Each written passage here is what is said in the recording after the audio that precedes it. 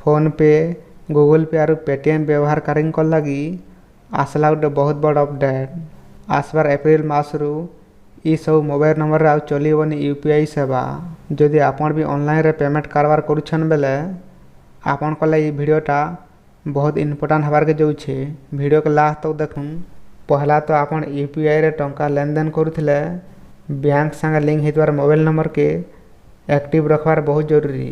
जदि आपनकर mobile number bank account किंबा कैंसी भी फाइनेंशियल ऐप संगे लिंक होइचे ताहले आपण सतर्क रहूँ। आपनकर मोबाइल नंबर जदि सक्रिय माने एक्टिव नहीं न बेले आपन को ऑनलाइन पेमेंट करबार लगी बहुत समस्यार सामना करबार के पड़ी पारे। एप्रिल पहला सप्ताह ये नया नियम लागू होबार के जाउछि जेनसी भी ग्राहक मानकर बैंक अकाउंट पुराना बा अचल मोबाइल नंबर संगे लिंक रहीचे बेले से मानको नया नियम द्वारा प्रभावित होबार के पड़ी पारे। एंता परिस्थिति रे लिंक होइतबार मोबाइल नंबर के सक्रिय करबार के बहुत जरूरी। जदि आपनकर पाखे गुटे नु भी अधिका मोबाइल नंबर अच्छे ताले आपण काना करबे कि जेन मोबाइल नंबरटा बैंक अकाउंट संगे लिंक होइचे से नंबर के सबले एक्टिव रखबार के चेष्टा करूँ नाले आपण पछे असुविधा रे पड़ी जिवे।